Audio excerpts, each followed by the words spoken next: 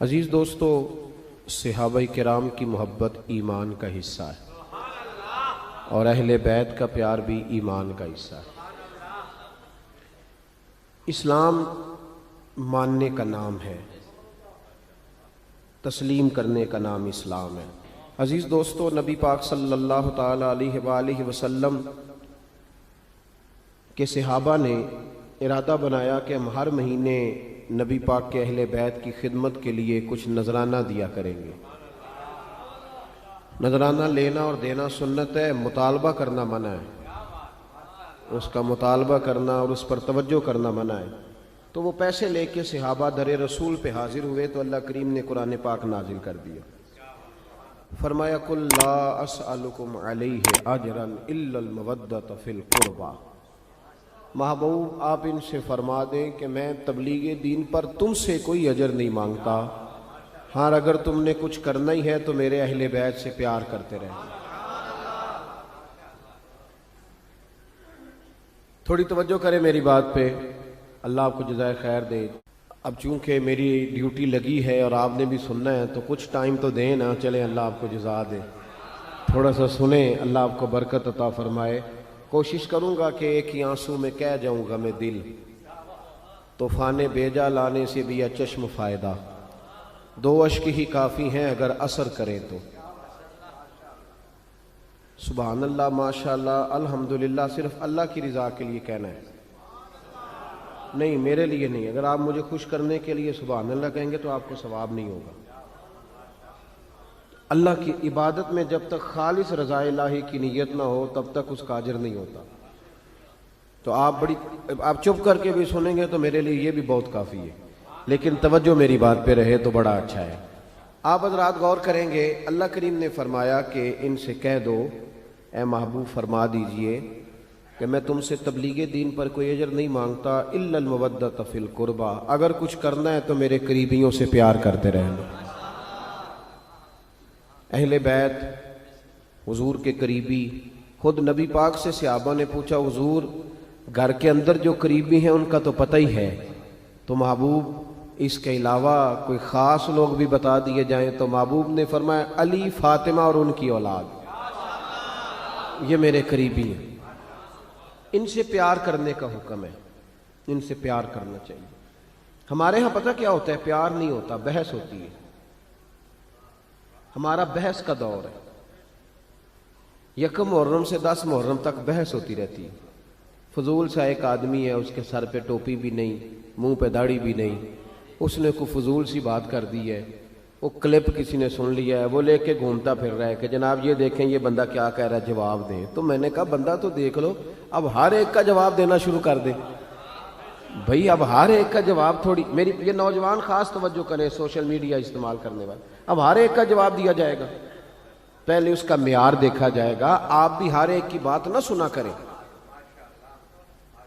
نبی پاک کا فرمان ہے، غور کریں میں کیا عرض کر رہا ہوں، سمجھانا چاہ رہا ہوں آپ کو۔ حضور کا فرمان ہے، نبی پاک نے فرمایا یہ میرا دین ہے، جب تم اس کا علم حاصل کرنا ہے تو تم نے دیکھ لینا ہے کہ تم کس سے علم حاصل کر رہے ہو۔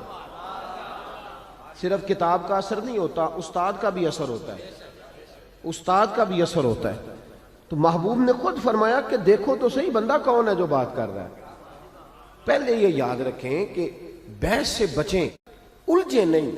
پہلے زمانے میں لوگ عمل کرتے تھے، کوئی بات ملتی تھی تو عمل کرتے، اب لوگ بحث کرتے ہیں، بحث کرتے ہیں۔ بھئی کتنی کتابیں لکھی جا چکی ہیں کہ میلاد شریف جائز ہے، پوری دنیا میں میلاد منایا جاتا ہے، عرب میں، عجم میں، ہر جگہ، لیکن ہر سال 12 ربیع الاول کو سنی اٹھ کے پوچھنے لگ جاتا ہے جی فلانا مولوی یہ کہہ رہا تھا، تو آپ بتائیں جائز ہے کہ ناجائز ہے؟ تے میں کیا ساڈے کولوں تے تو ہی نہیں منیا ساری عمر، تے انہوں اسا کی منانا ہے؟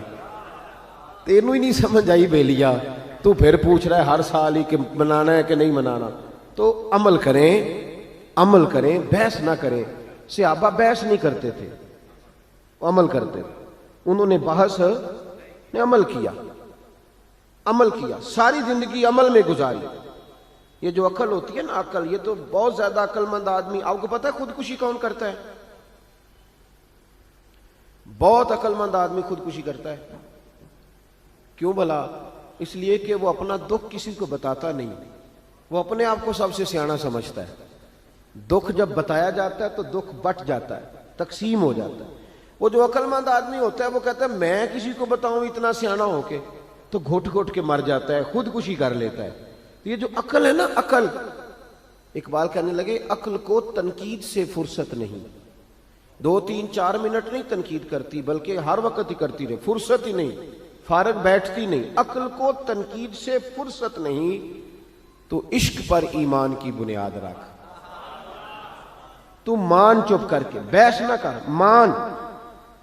یہاں لوگ عقل مند بنے ہوئے ہیں، وہ بحثیں کرتے پھرتے ہیں، کرنا چاہیے کہ نہیں، ہونا چاہیے کہ نہیں، دیکھنا چاہیے کہ نہیں، پڑھنا چاہیے کہ نہیں۔ تو بحث کر رہا ہے بھائی، تو ڈیوٹی کر۔ غلام جو ہوتے ہیں نا، غلام، وہ بحث نہیں کرتے۔ ہم سارے نبی پاک کے غلام ہیں نا جی؟ ادھر دیکھیں میری طرف، امام حسین کے غلام ہیں، صحابہ کے غلام ہیں، تو نوکری کرنی ہے کہ بحث کرنی ہے؟ لیکن ہم بحث کر رہے ہیں، پابندی سے بحث ہوتی ہے۔ امام احمد بن حنبل رحمت اللہ تعالی علیہ ایک غلام خرید کے لائے بازار سے، تو آپ نے اس سے پوچھا تمہارا نام کیا ہے؟ تو وہ کہنے لگا حضور غلاموں کے نام نہیں ہوتے، آپ کسی کو بھی آواز دیں گے تو میں سمجھوں گا مجھے ہی بلا رہے ہیں، آپ دے کے دیکھنا میں حاضر ہو جاؤں گا۔ تو امام احمد بن حنبل فرمانے لگے تو کھائے گا کیا؟ کہنے لگا حضور غلاموں کی چاہت نہیں ہوتی، جو ٹکڑا بچ گیا ڈال دینا، میں چپ کر کے کھا جاؤں گا۔ آپ نے فرمایا یہ میرے کمرے ہیں، حجرے ہیں، کوئی حجرہ پسند کر لے، کہاں رہے گا؟ کہنے لگا حضور غلاموں کے نخرے نہیں ہوتے، غلام نوکر کی تھے نخرہ کی، غلاموں کے نخرے، غلام عمل کرتے، غلام عمل کرتے۔ غلاموں نے جب دیکھا نا کہ غلامی کرنی ہے تو کھل کے غلامی کی، بحث نہیں کی۔ حضرت عمر فاروق جمعہ پڑھا رہے تھے، امام حسین آ گئے، عمر چھوٹی تھی، عمر عام آدمی نہیں، جناب عمر مدینے میں بیٹھ کے نعرہ لگائیں تو ساری دنیا کی حکومتیں کانپنے لگ جائیں۔ کسرا کا بادشاہ کا عمر سے ملنا ہے تو حضرت عمر کہیں جا دوڑ جا، کوئی ٹائم نہیں ملاقات کا، میں نہیں ملتا۔ اتنا بڑا آدمی۔ میں چاہ رہا ہوں کہ بات نعروں میں نہ رہ جائے، کوئی سمجھ آئے آپ کو۔ میں چاہ رہا ہوں کہ وہ بات تھوڑی سمجھیں آپ۔ ہم نہ ان چیزوں سے باہر نکلتے جا رہے ہیں، ادب کرنا، آداب کرنا، بزرگ کا، سید کا، عالم کا، ہم نکلتے جا رہے ہیں۔ پڑھے لکھے نوجوان سمجھتے ہیں کہ پڑھا لکھا ہوتا ہی وہ ہے جو کسی کی مانے نہ، جو کسی کی نہ سنے وہ پڑھا لکھا ہے۔ یہ غلط ترجمہ کیا تو نے بھائی۔ پڑھا لکھا اس کو کہتے ہیں جتنی تعلیم آتی جاتی ہے اتنا ادب بھی آتا جاتا ہے، اتنا اس کے اندر اخلاق آتے جاتے ہیں۔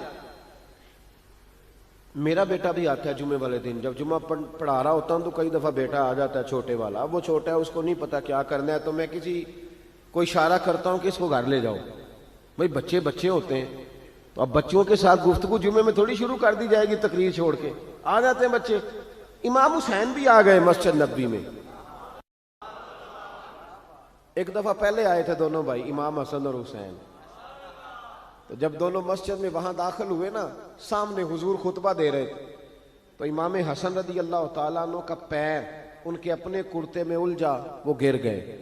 حضور کسی صحابی کو بھی کہہ سکتے تھے ذرا اٹھاؤ بچے کو، لیکن نبی پاک نے جمعہ چھوڑ دیا۔ نیچے اترے، امام حسن کو اٹھا کے لائے، ممبر پہ بٹھایا، اور لفظ بڑے حسین ہیں حدیث میں۔ محبوب فرمانے لگے یار یہ اولاد آدمی کو بزدل نہیں کر دیتی، یہ کمزور نہیں بنا دیتی، بچہ گرا ہے تو دیکھا ہی نہیں گیا۔ حضرت عمر جمعہ پڑھا رہے تھے، امام حسین آ گئے۔ یعنی یہ وہ درویش آدمی نہیں، ملنگ نہیں جو ہر وقت ایسے کر کے، یہ وہ والا بندہ نہیں۔ حضرت عمر فاروق بڑے جری آدمی ہیں۔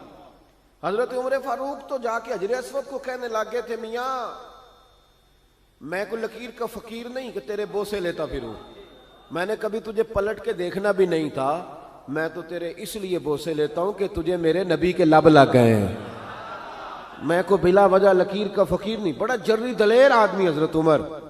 امام حسین آئے سیدھے حضرت عمر کے پاس، جب سیدھے ممبر کی طرف جا رہے تھے تو حضرت علی نے پکڑا امام حسین کو پیچھے سے، کدھر جا رہے ہو؟ تو حضرت عمر کہنے لگے علی چھوڑ دے، میرا اور حسین کا معاملہ ہے، آنے دو۔